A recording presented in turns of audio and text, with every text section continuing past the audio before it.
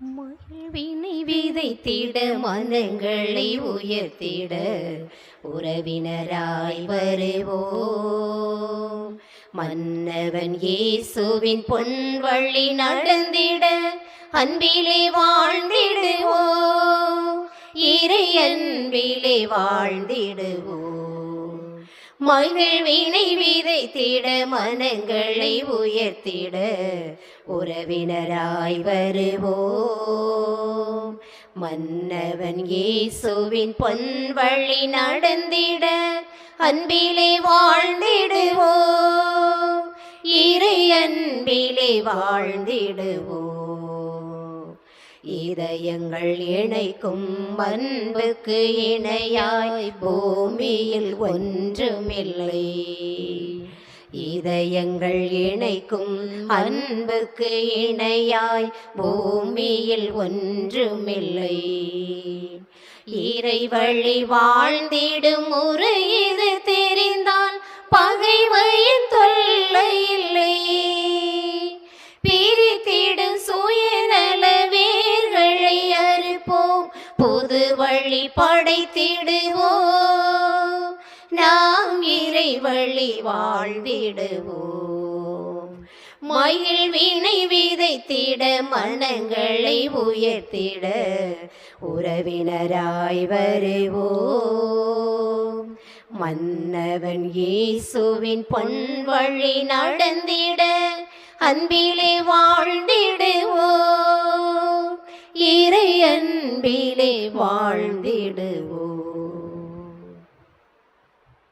தந்தை மகன் தூயாவியார் பெயராலே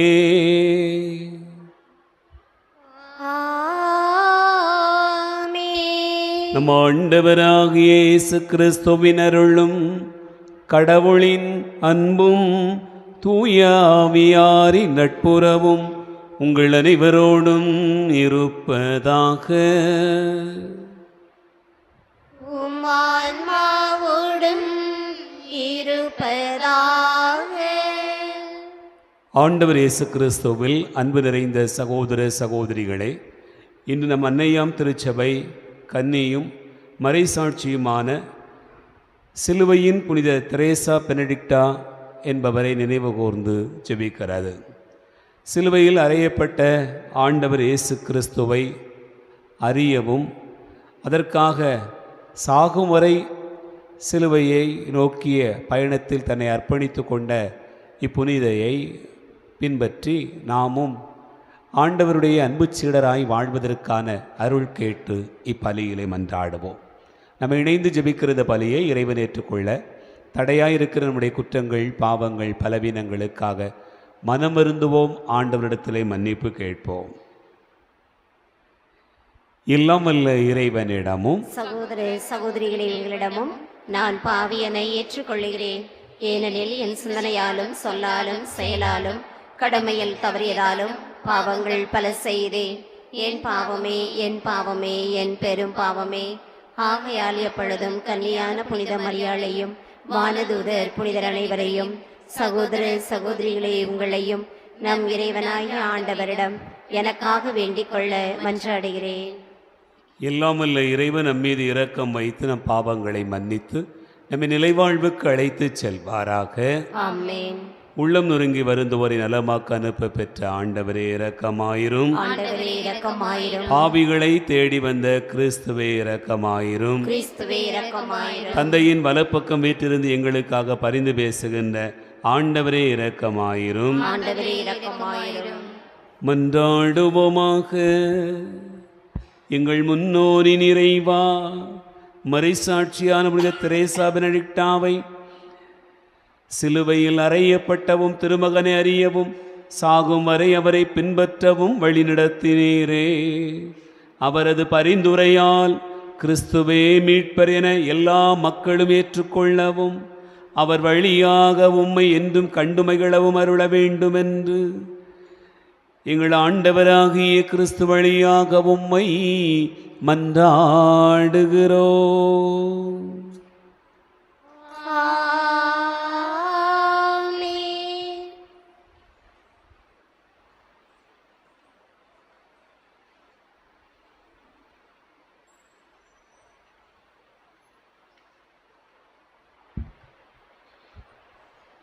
முதல் வாசகம். இரத்தக்கரை படிந்த நகருக்கு ஐயோ கேடு. இறைவாக்கினர் நாகும் நூலிலிருந்து வாசகம். அதிகாரம் 1 இறைவசனங்கள் 15, அதிகாரம் 2 இறைவசனம் 2, அதிகாரம் 3 1 முதல் 3 முடிய மற்றும் 6 முதல் 7 முடிய. இறைவாக்கினர் நாகும் நூலிலிருந்து வாசகம். அதிகாரம் 1 இறைவசனங்கள் 15, அதிகாரம் 2 இறைவசனம் 2, அதிகாரம் 3 1 முதல் 3 முடிய மற்றும் 6 முதல் 7 முடிய. வெற்றி வெற்றி என்று முழங்கி நற்செய்தி அறிவிப்பவனின் கால்கள் மலையின் மேல் தென்படுகின்றன. யூதாவே, உன் திருவிழாக்களை கொண்டாடு, உன் பொருத்தனைகளை நிறைவேற்று. ஏனெனில் தீயவன் உன் நடுவில் இனி வரவே மாட்டான், அவன் முற்றிலும் அழிந்து விட்டான். இஸ்ரேலின் மேன்மை போலவே யாக்கோபின் மேன்மையை ஆண்டவர் மீண்டும் நிலைநாட்டுகின்றார். கொள்ளைக்காரர்கள் அவர்களை கொள்ளையடித்தனர், அவர்களின் திராட்சை கொடிகளையும் அழித்து போட்டனர். இரத்தக்கரை படிந்த நகருக்கு ஐயோ கேடு. அங்கு நிறைந்திருப்பது எல்லாம் பொய்களும் கொள்ளை பொருளுமே. சூறையாடலுக்கு முடிவே இல்லை. சாட்டையடிகளின் ஓசை, சக்கரங்களின் கிரிச்சிடும் ஒளி, தாவி பாயும் புறவிகள், உருண்டோடும் தேர்கள், குதிரை வீரர்கள் பாய்ந்து தாக்குகின்றனர். வாள் மின்னுகின்றது, ஈட்டி பளபளக்கின்றது. வெட்டுண்டவர்கள் கூட்டமாய் கிடக்கின்றனர், பிணங்கள் குவிந்து கிடக்கின்றன. செத்தவர்களுக்கு கணக்கே இல்லை. அந்த பிணங்கள் மேல் மனிதர் இடறி விழுகின்றனர். அருவருப்பானவற்றை உன்மீது எறிவேன். உன்னை இகழ்ச்சியுடன் நடத்தி பகடி பொருளாக்குவேன். உன்னை நோக்குவோர் எல்லோரும் உன்னிடமிருந்து பின்வாங்கி, நினிவை பாழாய் போனது, அவளுக்காக புலம்புவோர் யாரேனும் உண்டோ என்று சொல்வார்கள். உன்னை தேற்றுவோரே எங்கே தேடுவேன்? இது ஆண்டவர் வழங்கும் அருள்வாக்கு.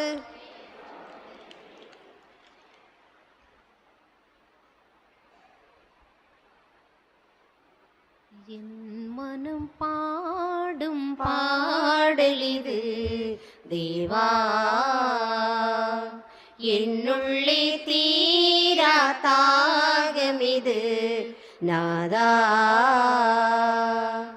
என் மனம் பாடும் பாடலிது தேவா, என்னுள்ளே தீரா தாகமிது நாதா. நீ தரும் நேசம் நினைவினில் வாழும், நீ தரும் நேசம் நினைவினில் வாழும். நிலையில்லா பனி போல என் சோகமாறும். என் மனம் பாடும் பாடலிது தேவா, என்னுள்ளே தீரா தாகமிது நாதா. நினைவெல்லாம் மலராக நீ மலர்ந்தாய், நிம்மதி நீ கொணர்ந்தாய். நினைவெல்லாம் மலராக நீ மலர்ந்தாய், நிம்மதி நீ கொணர்ந்தாய். கனவெல்லாம் காதல் நீரோ, நான் கண்ணீரில் வாழும் மீனோ.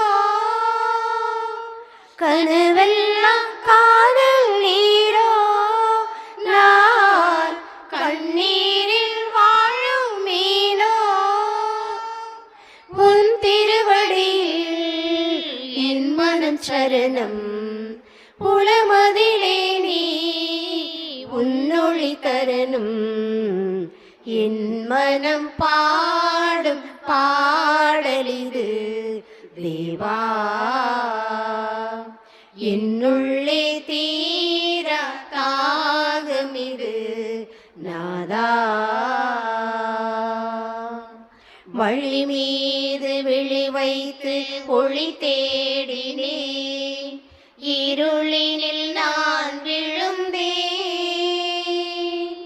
வழி மீது விழி வைத்து ஒளி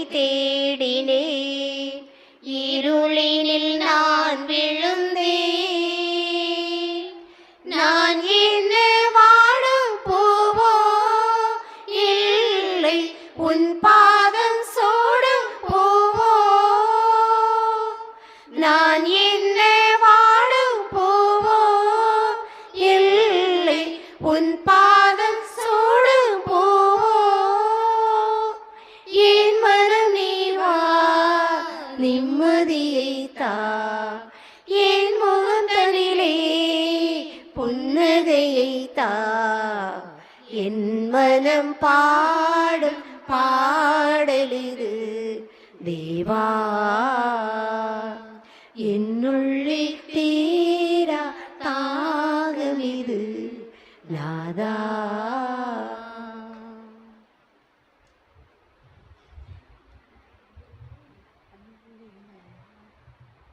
அல்லேலூயா அல்லேலூயா அல்லேலூயா அல்லேலூயா அல்லேலூயா அல்லேலூயா. நீதியின் பொருட்டு துன்புறுத்தப்படுவோர் பேறு பெற்றோர், ஏனெனில் விண்ணரசு அவர்களுக்குரியது. அல்லேலூயா அல்லேலூயா அல்லேலூயா அல்லேலூயா. ஆண்டவர் உங்களோடு இருப்பாராக. உம் ஆன்மாவோடும் இருப்பாராக. தூய்மத்தை எழுதிய நற்செய்தியிலிருந்து வாசகம். ஆண்டவரே மாட்சி உமக்கே. மத்தேயு நற்செய்தி அதிகாரம் 16 இறைவார்த்தைகள் 24 முதல் 28 முடிய. மத்தேயு நற்செய்தி 16வது அதிகாரம் இறைவார்த்தைகள் 24 முதல் 28 முடிய. அக்காலத்தில் இயேசு தம் சீடரை பார்த்து, என்னை பின்பற்ற விரும்பும் எவரும் தன்னலம் துறந்து தம் சிலுவையை தூக்கி கொண்டு என்னை பின்பற்றட்டும். ஏனெனில் தம் உயிரை காத்துக்கொள்ள விரும்பும் எவரும் அதை இழந்து விடுவர். மாறாக என் பொருட்டு தம்மையே அழித்து கொள்கிற எவரும் வாழ்வடைவார். மனிதர் உலகம் முழுவதையும் ஆதாயமாக்கிக் கொண்டாலும் தம் வாழ்வையே இழப்பாரெனில் அவருக்கு கிடைக்கும் பயன் என்ன? அவர் தம் வாழ்வுக்கு ஈடாக எதை கொடுப்பார்? மானிட மகன் தம் தந்தையின் மாட்சியோடு தம் வானதூதர்களுடன் வரப்போகிறார். அப்பொழுது ஒவ்வொருவருக்கும் அவரவர் செயலுக்கு ஏற்ப கைமாறு அளிப்பார். நான் உறுதியாக உங்களுக்கு சொல்கிறேன், இங்கே இருப்பவர்கள் சிலர் மானிட மகனது ஆட்சி வருவதை காண்பதற்கு முன் சாக மாட்டார் என்றார். ஆண்டவரின் அருள்வாக்கு. கிறிஸ்துவே உமக்கு புகழ்.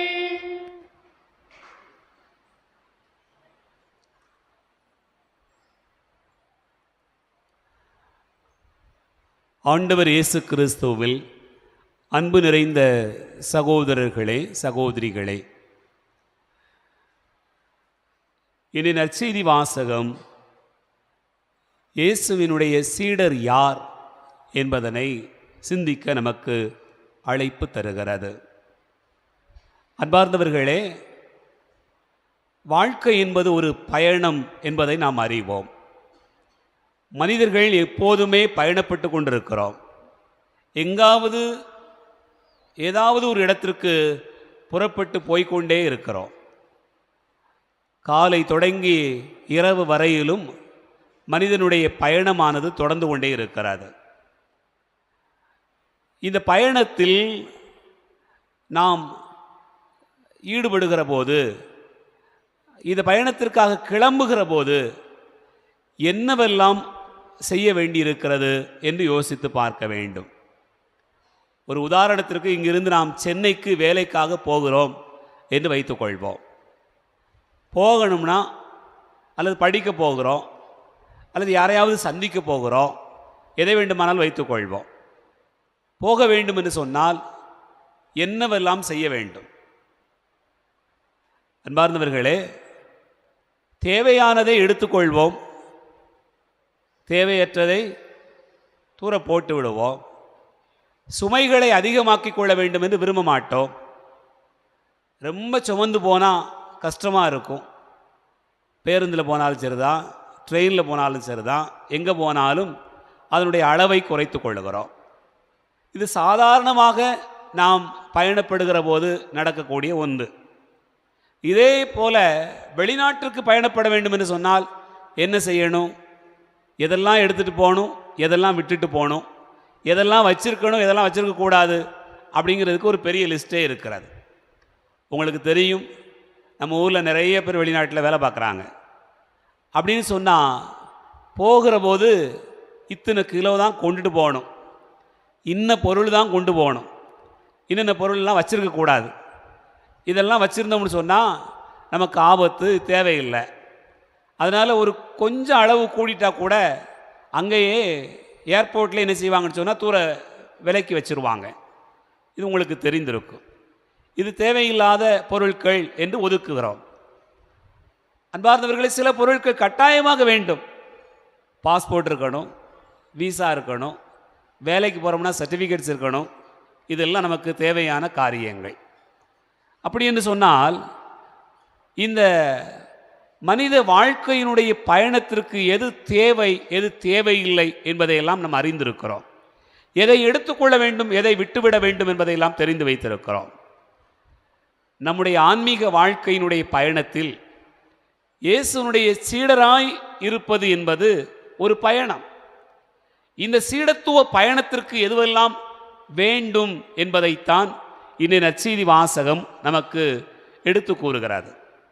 அன்பார்ந்தவர்களே, இயேசுனுடைய இந்த சீடத்துவ பயணத்தில் 3 காரியங்களை நாம் செய்ய வேண்டும் என்பது ஆண்டவர் நமக்கு கொடுக்கக்கூடிய அன்பான அழைப்பாக பார்க்கிறோம். என்னை பின்பற்ற விரும்பும் எவரும் தன்னலம் துறக்க வேண்டும் என்று சொல்கிறார். இது முதல் செய்தி. இரண்டாவது, தம் சிலுவையை சுமந்து கொண்டு என்னை பின்பற்ற வேண்டும் என்று சொல்கிறார். மூன்றாவது, ஆண்டவர் சொல்வது தன்னையே அழித்து கொள்ள வேண்டும், தன்னையே இழக்க வேண்டும் என்று சொல்கிறார். அன்பார்ந்தவர்களை, இந்த சீடத்துவ பயணத்தில் 3 நிலைகள் என்று கூட இதை நாம் சொல்லலாம். முதல் நிலை தன்னலம் துறத்தல், இரண்டாவது நிலை சிலுவையை சுமத்தல், மூன்றாவது நிலை தன்னையே இழத்தல் என்று பார்க்கலாம். இதில் முதல் நிலை கடந்து இரண்டாவது நிலை கடந்து மூன்றாவது நிலைக்கு பயணப்படுகிற போதுதான் ஒருவர் யாராக மாறிவிடுகிறார் என்று சொன்னால் புனித நிலைக்கு போய்விடுகிறார், புனிதராக அழைக்கப்பட்டு விடுகிறார், கடவுளுடைய அழைப்பின் உயர்ந்த இடத்துக்கு போய் சேர்கிறார். இதில் இந்த சீடத்துவ வாழ்க்கையினுடைய பயணத்திலே நாம் நினைத்து பார்க்கிறோம். முதல் நிலை தன்னலம் துறத்தல். அன்பார்ந்தவர்களே, தான் என்கிற எண்ணம் முதலில் ஒரு மனிதனிடத்திலிருந்து போக வேண்டும். அதுதான் ஆண்டவர் நமக்கு கொடுக்கக்கூடிய அழைப்பு. தான், தன் குடும்பம், தன் வாழ்க்கை என்று எண்ணி எண்ணி பார்க்கிற இந்த வாழ்க்கையினுடைய பயணத்தை ஒரு மனிதன் துறக்கிற போதுதான் இயேசுனுடைய சீடராக இருக்க முடியும். அன்பார்ந்தவர்களே, அன்னை மரியாள் நமக்கு முன் உதாரணமாக வைக்கப்படுகிறார். மரியாள் எப்போதுமே தன்னை பற்றி யோசிக்காத ஒரு தாய், தன்னை பற்றி யோசிக்காத ஒரு பெண்மணி. கடவுளுடைய ஆசீர்வாதம் அவருக்கு கொடுக்கப்பட்டது. உங்களுக்கு தெரியும், கடவுளுடைய அழைப்பு என்பது எலிசபெத்தை தாண்டிய ஒரு அழைப்பு. எலிசபெத்துக்கு முதலில் அழைப்பு கொடுக்கப்பட்டிருந்தாலும் கூட மரியாளுக்கு கொடுக்கப்பட்ட அழைப்பானது அதிலும் சிறந்த அழைப்பு என்று பார்க்கிறோம். ஏனென்றால் உலகின் மீட்பரை தன் வயிற்றில் தாங்குகிற பெரும் பேறு பெற்றிருந்தார் மரியாள். அப்படிப்பட்ட இந்த தாய் தன்னுடைய வாழ்க்கையினுடைய பயணத்தில் தன்னலம் என்பதை அவளுக்கு கிடையாது.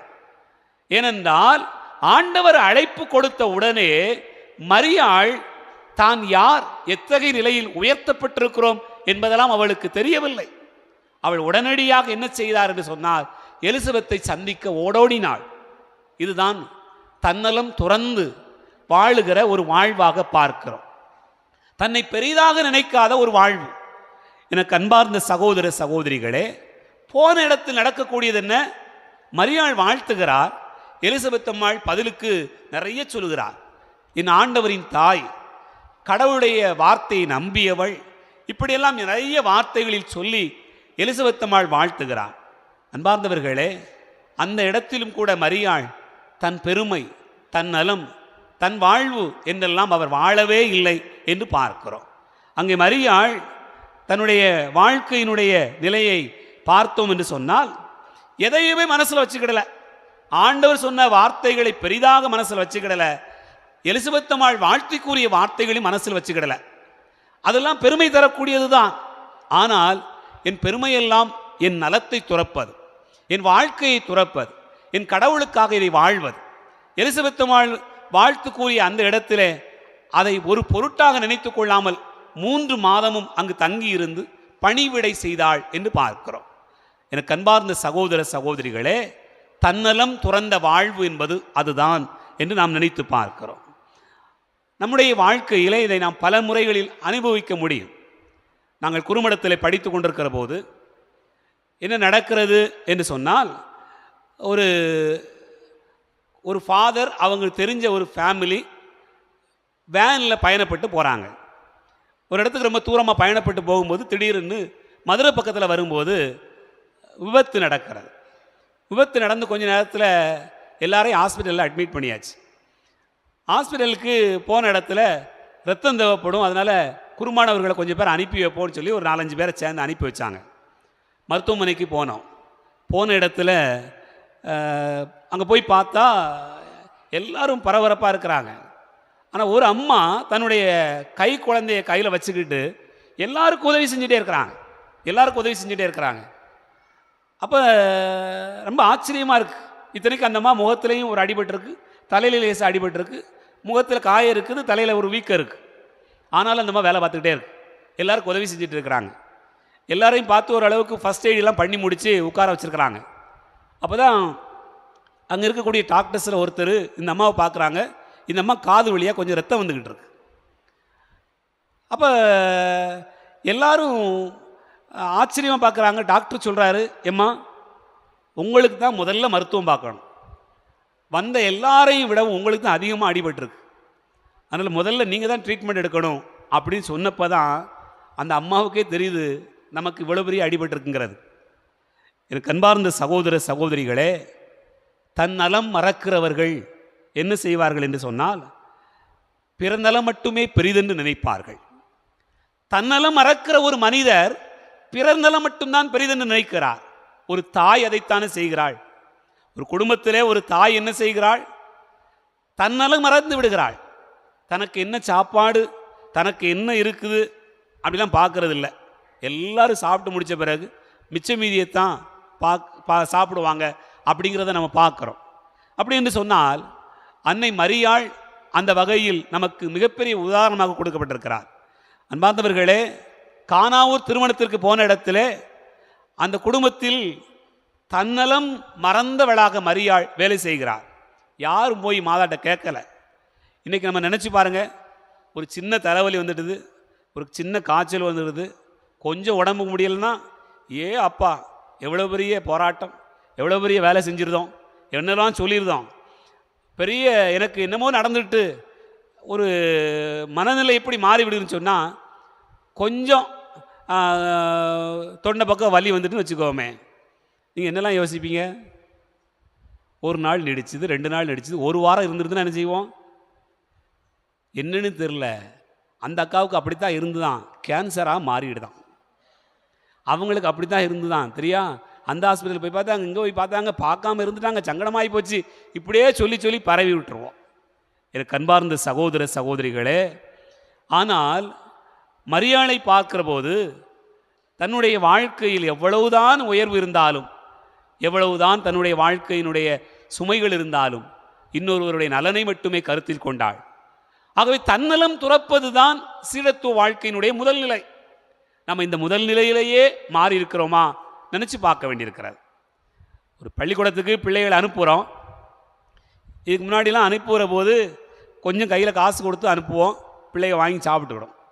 ஆனால் இப்போல்லாம் மெட்ரிகுலேஷன் சிபிஎஸ்சி ஸ்கூலுக்கெல்லாம் அனுப்புகிற போது அவங்களே சொல்லி அனுப்பிடுறான், இன்றைக்கி என்ன சாப்பாடு கொடுத்து அனுப்பணும், இன்றைக்கி என்ன டிஃபன் கொடுத்து அனுப்பணும், அப்படி இப்படிலாம் எல்லாம் கொடுத்து என்ன ஸ்நாக்ஸ் இல்லையா. அப்போ வீட்டிலேருந்து பிள்ளைகளை அனுப்பும்போது நம்ம என்ன சொல்லி அனுப்புவோம்? 11 மணிக்கு பிரேக் டயத்தில் நீ ஸ்நாக்ஸ் எடுக்கணும், பக்கத்தில் யாரையும் பார்த்துடக்கூடாது, யாருக்கும் கொடுத்துடக்கூடாது, மிச்சமும் வைக்கக்கூடாது, மொத்தமாக சாப்பிட்றணும். இப்படி தான் சொல்லி அனுப்புகிறோம். அன்பார்ந்தவர்களே, தன்னலம் என்பது தான் பெரிதாக பார்க்கப்படுகிறது. கொஞ்சம் இருந்தால் யாருக்கா கொடுடா அப்படி சொல்லி யாரும் கொடுத்து அனுப்புறதில்லை, சொல்லி அனுப்புறதில்லை. அப்படி என்று சொன்னால் தன்னலம் துரத்தல் என்பது சீடத்துவ வாழ்க்கைக்கான முதல் தொடக்கம். இது தொடக்க நிலையிலேயே நமக்கு நிறைய கோளாறுகள் வந்து விடுகிறது. அதுதான் நாம் சிந்திக்க வேண்டிய ஒன்று. இரண்டாவது, சிலுவையை சுமத்தல். இயேசுனுடைய சீடராய் இருக்க வேண்டும் என்று சொன்னால் சிலுவையை சுமக்க வேண்டும். என்ன சிலுவை? அன்பார்ந்தவர்களே, நம்முடைய பயணத்தில் எதுவெல்லாம் எடுத்துக்கொண்டு போக வேண்டுமோ அதுதான் சிலுவை. நீங்கள் நினைத்து பாருங்கள், ஒரு வேலைக்காக இங்கேருந்து போகிறோம், வெளிநாடு போகிறோமோ அல்லது வேறு மாநிலத்துக்கு போகிறோமோன்னு சொன்னால் படிப்பு, சர்டிஃபிகேட்ஸு, ரெக்கமெண்டேஷன்ஸு எதெல்லாம் உண்டோ எல்லாத்தையும் எடுத்துகிட்டு போகிறோம். ஆனால் இயேசு தன்னுடைய பயணத்திற்கு போகிற போது சீடர்களுக்கு சொல்லி அனுப்புகிறார். நம்ம ஏற்கனவே சிந்திச்சிருக்கிறோம். ஒன்று கைத்தடி, இன்னொன்று மிதியடி, ரெண்டையும் எடுத்துகிட்டு போங்க அப்படி சொல்கிறார். வேற என்னையும் எடுத்துகிட்டு போகாத. கைத்தடி என்பது நீங்கள் உங்களுடைய கரங்களில் வைத்திருக்கக்கூடிய ஆண்டவருடைய வார்த்தையை சொல்லுகிற ஏதாவது ஒரு பிரசன்னம், அது ஜெபமாலையாக இருக்கலாம். மிதியடி என்பது ஆண்டவருடைய வார்த்தை உங்களுக்கு சொல்கிற விளக்காக இருக்கிறது. அதெல்லாம் எடுத்துகிட்டு போகணும். இன்னைக்கு நிறைய பேர் பைபிள் சுமக்கிறதுக்கு சங்கடப்படுறோம், ஜெபமாலையை வச்சுக்கிறதுக்கு சங்கடப்படுறோம். அதனால் சிலுவை சுமத்தல் என்பது மிக கடினமான ஒரு காரியமாக இருக்கிறது. அன்பார்ந்த சகோதர சகோதரிகளே, நமக்கு ஒரு வேலை கிடைக்கிறது என்று சொன்னால் அந்த வேலைக்காக இதெல்லாம் நீங்கள் தூக்கிட்டு வரணும் அப்படின்னு சொன்னால் எதை வேணாலும் தூக்கிட்டு போகிறதுக்கு தயாராக இருக்கிறோம், எவ்வளவு வேணாலும் சுமக்கிறதுக்கு தயாராக இருக்கிறோம். நமக்கு சம்பளம் கிடைக்கும் அப்படின்னு சொன்னால் அவ்வளவு சுமக்கிறதுக்கு தயாராக இருக்கிறோம். ஆனால் ஆண்டவருடைய வார்த்தையை சுமந்து செல்லுதல் என்பது மிக முக்கியமானது. சிலுவையை சுமக்கிற புனிதர்கள் நாம் நினைத்து பார்க்கிறோம். சிலுவையை சுமந்ததனால் தங்களுடைய வாழ்க்கையினுடைய சிலுவை ஏராளமான சிலுவையாக இருக்கலாம். இந்த ஜெபங்கள், ஜெபமாலைகள், இறைவார்த்தை மட்டுமல்ல, இதை சுமந்ததால் வருகிற பாடுகள், இதை வைத்துக்கொண்டு வாழ்வதால் வரக்கூடிய துன்பங்கள், பாடுகள் எல்லாவற்றையும் சேர்ந்துதான் சுமந்து கொண்டு போனார்கள். அதுதான் அவர்களை புனித நிலைக்கு உயர்த்தியது. சீடத்துவ வாழ்க்கையில் இரண்டாவது நிலை அது. சீடத்துவ வாழ்க்கையினுடைய மூன்றாவது நிலை நமக்கு தெரிந்திருக்கக்கூடியது. அன்பார்ந்தவர்களே, இது உச்சகட்டம். முதல் நிலையை கடந்து இரண்டாவது நிலைக்கு கடந்து மூன்றாவது நிலைக்கு வருகிற ஒரு மனிதர் தான் புனிதராக மாறுகிறார். இது மூன்றாவது நிலை என்பது என்ன? நீங்கள் தன்னையே இழக்க வேண்டும். ஆண்டவருடைய வாக்கு சொல்கிறது, இழந்தால் நீங்கள் பெறுவீர்கள். இழந்தால் எப்படி பெற முடியும்? வைத்து கொண்டால் தானே பெருகும், வைத்து கொண்டால் தானே அது இன்னும் அதிகமாகும். ஆனால் ஆண்டவருடைய வாக்கு சொல்கிறது, நீங்கள் இழந்தால் பெறுவீர்கள். எப்படி இழப்பது? யோவான் நற்செய்தி 12வது அதிகாரம் 24வது வசனத்திலே வாசிக்க கேட்கிறோம். கோதுமை மணி மண்ணில் விழுந்து மடியாவிட்டால் அது அப்படியே இருக்கும், மடிந்தால்தான் மிகுந்த பலன் தரும். அப்படி என்று சொன்னால் இழக்கிற விதை பல மடங்கு பலன் தருகிறது. இழக்கிற ஒரு மனிதர் தன்னுடைய வாழ்க்கையில் அதை பல மடங்காக பெற்றுக்கொள்கிறார். எதை இழந்தால் எதை பெற்றுக்கொள்வோம்? அன்பார்ந்த சகோதர சகோதரிகளே, நீங்கள் நினச்சி பாருங்க, நம்ம ஊர்லேயே நம்ம வீட்டில் இருக்கக்கூடிய ஆண்கள் இங்கேயே சும்மா இருந்துருவோம் அப்படின்னு நினச்சா ஜாலியாக தான் இருக்கும். வேறு எங்கேயும் போக வேண்டாம், அங்கேயே இருந்துக்கலாம், நினச்ச நேரம் சாப்பாடு, போனால் சின்ன வேலைக்கு போயிட்டு வந்துட்டோம் அப்படின்னு நினச்சி போயிடலாம். ஆனால் நிறைய பேர் வெளிநாடுகளில் வேலை பார்க்குறாங்க. எப்படிப்பட்ட வேலை பார்க்குறாங்க? நான் பார்க்குறேன், சொல்லுவதை கேள்விப்பட்டிருக்கிறேன்.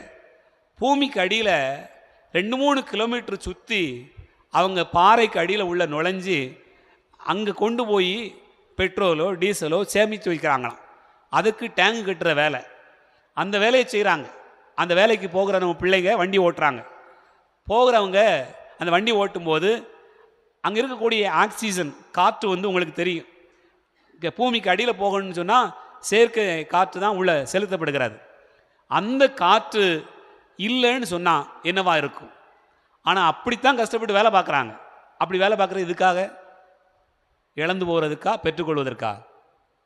இழக்கிறதுக்கா பெற்றுக்கொள்வதற்கா? பெற்றுக்கொள்ளத்தான். பெற்றுக்கொள்வதற்காக அவர்கள் தங்களுடைய வேலையை செய்கிறார்கள். ஆகவே இழந்தால் பெறுவோம், அதுதான் ஆண்டவருடைய வாக்கு சொல்கிற பாடம். நாம் நினைக்கிறோம் வைத்து கொண்டால் பெருகும் நினைக்கிறோம். ஆனால் இழந்தால் அது பெருகும். இழப்பது பெறுவதற்காக என்பதுதான் இறைவனுடைய வார்த்தையாக பார்க்கிறோம்.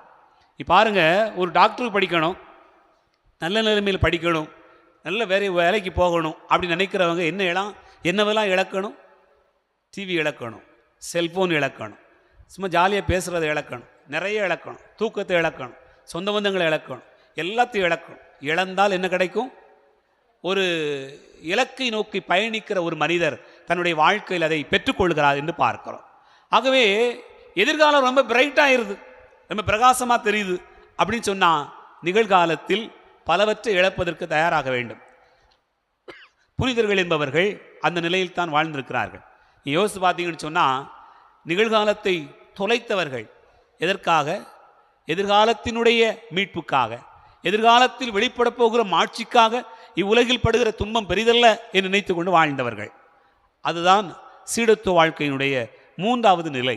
இந்த 3 நிலைகளையும் யோசித்து பார்ப்போம். நம்முடைய வாழ்க்கையில் முதல் நிலை தன்னலம் துரத்த, 2வது நிலை சிலுவையை சுமத்த, 3வது நிலை உங்களையே இழத்த. இதில் நாம் எந்த நிலையில் இருக்கிறோம்? சிந்திப்போம்.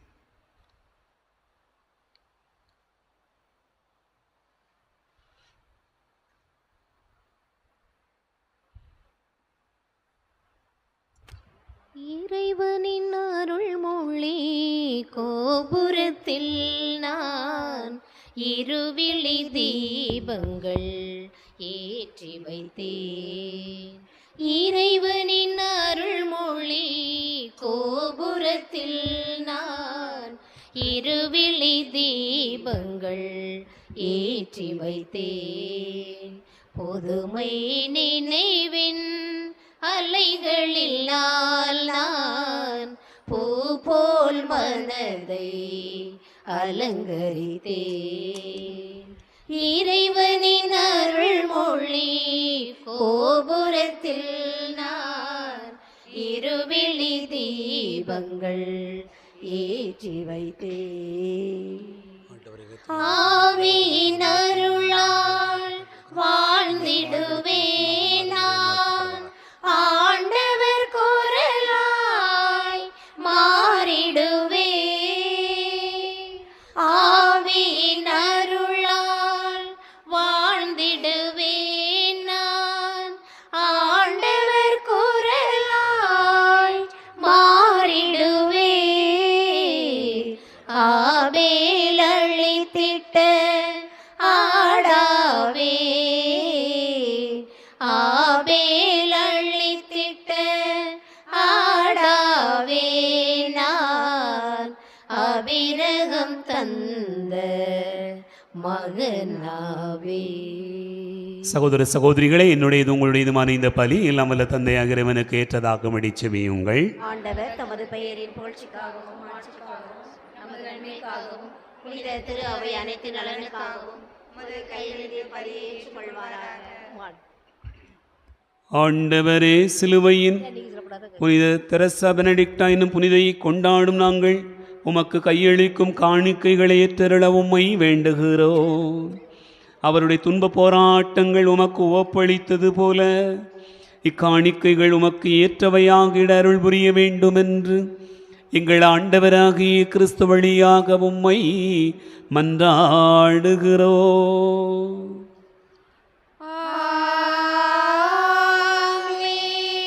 ஆண்டவர் உங்களோடு இருப்பாராக, உம் ஆன்மாவோடும் இருப்பாராக. இதயங்களை மேலே எழுப்புங்கள். ஆண்டவரிடம் எழுப்பியுள்ளோம். இறைவனாகிய ஆண்டவருக்கு நன்றி கூறுவோம். அதுவே தகுதியும் நீதியுமானது. ஆண்டவரே, தூயவரான தந்தையே, இன்று வாழும் இல்லாமல் இறைவா, இந்நாளும் இவ்விடத்திலும் நாங்கள் உமக்கு நன்றி செலுத்துவது மெய்யாகவே தகுதி நீதியுமாகும், எங்கள் கடமையும் மீட்புக்குரிய செயலுமாகும். உம்முடைய அன்பு திருமகன் வழியாக நீர் மனித இனங்களை படைத்தது போல மிகுந்த கனிவிரக்கத்தால் அவற்றை புதுப்பிக்கவும் திருவிழமானீர். ஆகவே படைப்புகள் அனைத்தும் உமக்கு பணிபுரிகின்றன, மீட்படைந்தோர் அனைவரும் ஏற்றவாறு புகழ்கின்றனர்.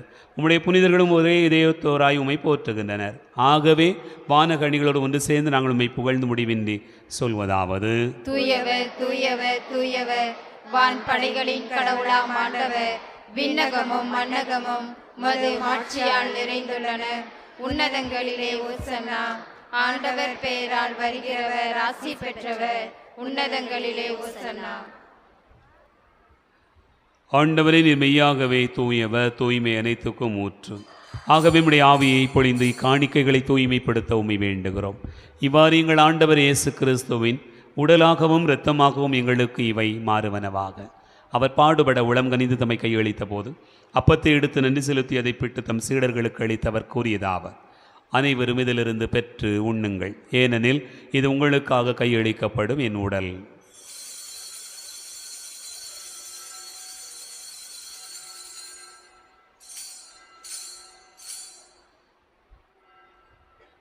அவனமே இரவு விருந்து அருந்திய மின் கிண்ணத்தை எடுத்து மீண்டும் உமக்கு நன்றி கூறி தம் சீடர்களுக்கு அளித்தவர் கூறியதாவது: அனைவரும் இதிலிருந்து பெற்று பருகுங்கள், ஏனெனில் இது புதிய நிலையான உடன்படிக்கைக்குரிய இரத்தத்தின் கிண்ணம். இது பாவ மன்னிப்புக்கென்று உங்களுக்காகவும் பலருக்காகவும் சிந்தப்படும். இதை நினைவாகச் செய்யுங்கள்.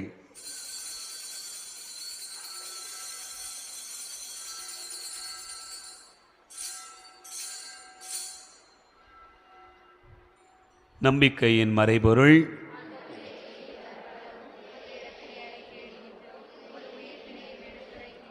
ஆகவே ஆண்டவரை, நாங்கள் கிறிஸ்துவின் இறப்பினையும் உயிர்ப்பினையும் நினைவு கூர்ந்து வாழ்வு தருகின்ற அப்பத்தையும் மீட்பளிக்கும் கிண்ணத்தையும் உமக்கு ஒப்புக் கொடுக்கிறோம். திருமணன்று ஊழியம் புரிய தகுந்தவர்களென எங்களை ஏற்றுக்கொண்டிய நினைவை உமக்கு நன்றி செலுத்துகின்றோம். மேலும் கிறிஸ்துவின் உடலிலும் இரத்தத்திலும் பங்கு கொள்ளும் எங்களை தூய ஆவியார் ஒன்று சேர்க்க வேண்டுமென உம்மை தாழ்மையுடன் மன்றாடுகிறோம்.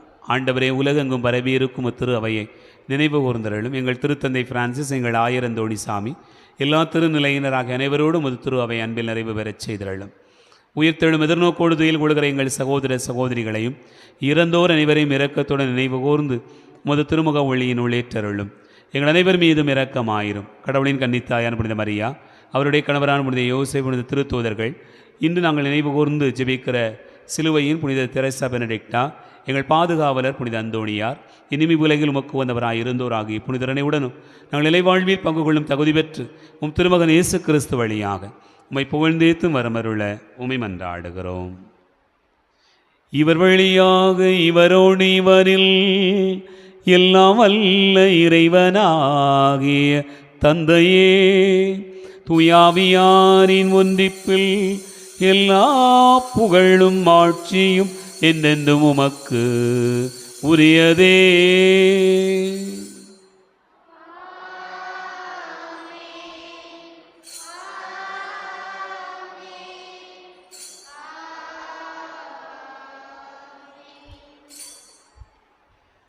நம் ஆண்டவர் இயேசு கிறிஸ்து கற்றுக் கொடுத்தவாறு விண்ணக தந்தையை நோக்கி ஜெபிப்போம். விண்ணுலகில் இருக்கிற எங்கள் தந்தையே, மது பெயர் தூயது என போற்ற பெறுக. மது ஆட்சி வருக. மது திருவுளம் விண்ணுலகில் நிறைவேறுவது போல மண்ணுலகிலும் நிறைவேறுக. எங்கள் அன்றாட உணவை இன்று எங்களுக்கு தாரும். எங்களுக்கு எதிராக குற்றம் செய்வோரை நாங்கள் மன்னிப்பது போல எங்கள் குற்றங்களை மன்னியும். எங்களை சோதனைக்குட்படுத்தாதையும் தீமையிலிருந்து எங்களை விடுவித்தருளும். ஆண்டவரை, தீமை அனைத்திலிருந்தும் எங்களை விடுவித்து எங்கள் வாழ்நாளில் அமைதியை கனிவுடன் அருள உம்மை மன்றாடுகிறோம். முதிரக்கத்தின் உதவியால் நாங்கள் பாவத்திலிருந்து எப்போதும் விடுதலை பெற்று யாதொரு கலக்கோமின்றி நலமாயிருப்போமாக. நாங்கள் எதிர்நோக்கி இருக்கும் பேரின்பத்துக்காகவும் மீட்பராகிய இயேசு கிறிஸ்துவின் வருகைக்காகவும் காத்திருக்கின்றோம். ஏனெனில் ஆட்சியும் வல்லமையும் ஆட்சியும் என்றென்றும் உமதே.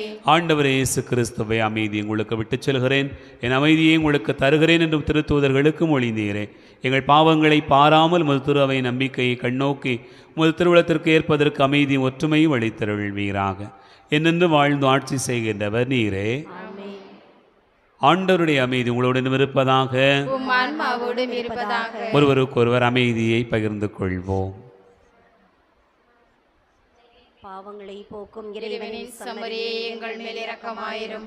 உலகின் பாவங்களை போக்கும் இறைவனின் செம்மறியே, எங்கள் மேல் இரக்கமாயிரும். உலகின் பாவங்களை போக்கும் இறைவனின் செம்மறியே, எங்களுக்கு அமைதி அளித்தருளும்.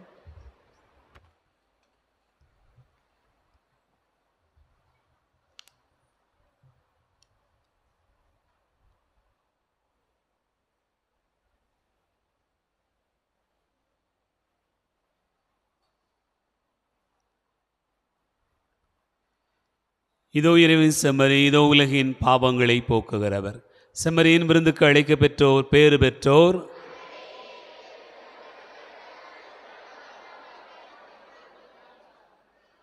கிறிஸ்துவின் தோழத்தமை காத்து நித்திய வாழ்வளிப்பதாக.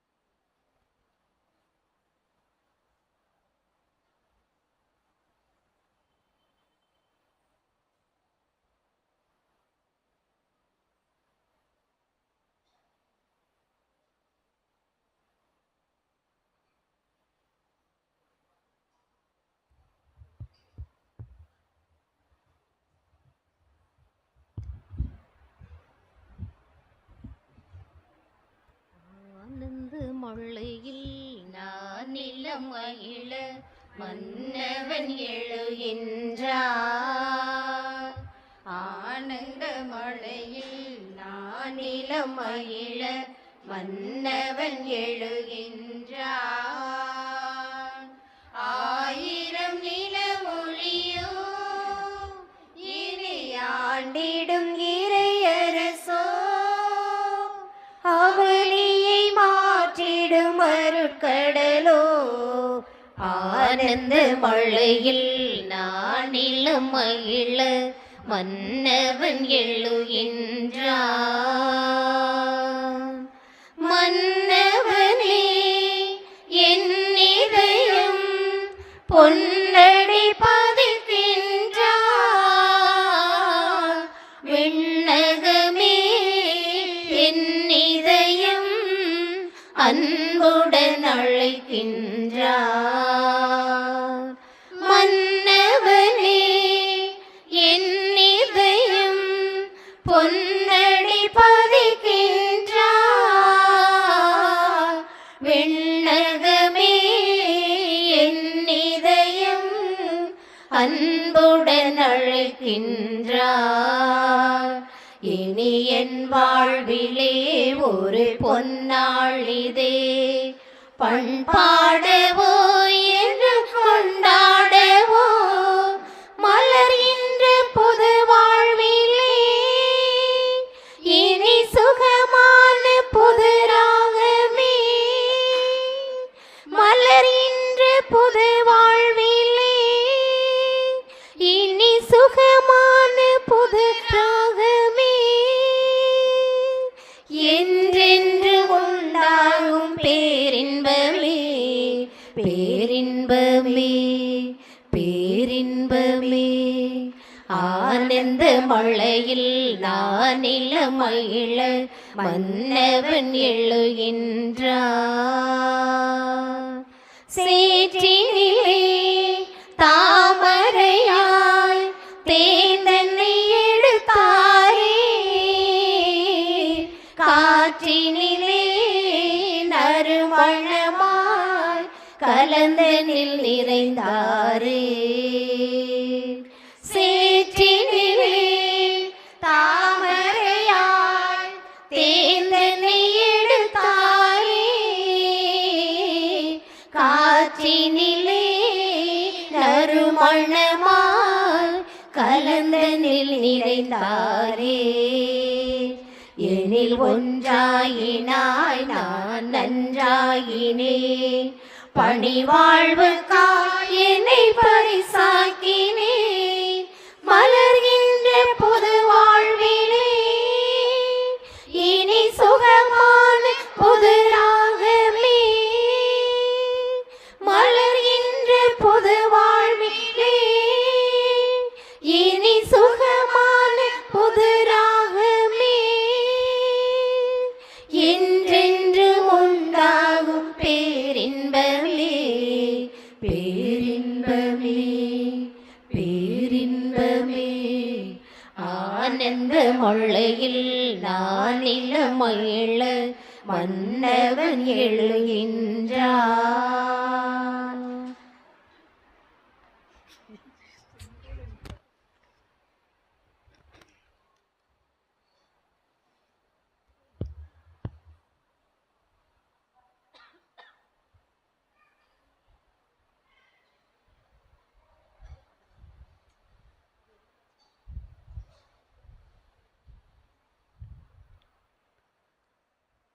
மன்றாடுவோமாக.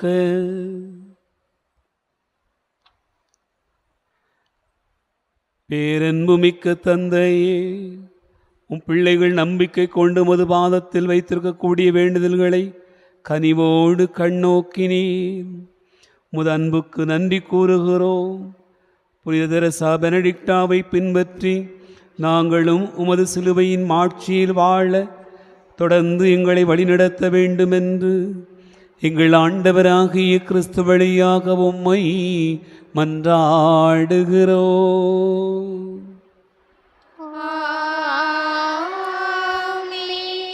ஆண்டவர் உங்களோடு இருப்பாராக. உம்மான்மாவோடும் இருப்பாராக. எல்லாம் வல்ல இறைவன் தந்தை மகன் தூயாவியார் உங்களை ஆசீர்வதிப்பாராக. ஆமென்.